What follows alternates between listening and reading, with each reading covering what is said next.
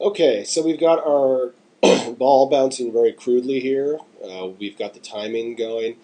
If you wanted to adjust the timing, this would be a great place to adjust it. And let me show you really quickly how to adjust your timing in Flash. So if I wanted to make this ball bounce a little bit slower, what I have to do is move these keys around. So I'll have it bounce over 25 frames, let's say. And so I need to move the keys so that they cover a longer range here. And all I did was just click and drag on the keys to move them. And that's fairly straightforward to do.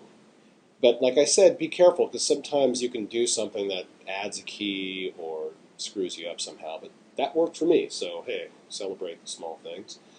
And then go out here, and I need to extend the background, because otherwise the background will just disappear in frame 17.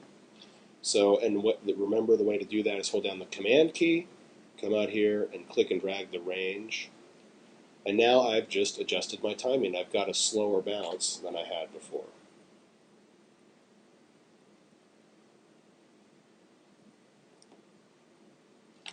For a faster bounce, I would move these frames in closer together.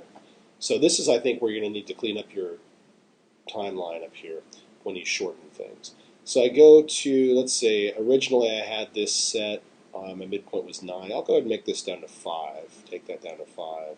And now I'll come and drag this down to 9. But now when this bounces, I've got this huge range here of just blank still frames, which kind of kills my animation. So, like when I play this back, one bounce, one bounce.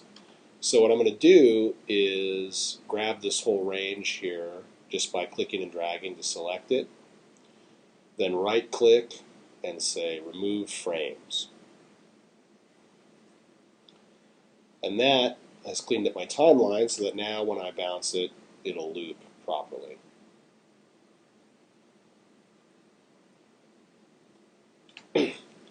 So that's how to adjust the timing early on before you've wasted a lot of time drawing drawing in between frames that you don't need, and the way to clean up your timeline so you get the proper playback.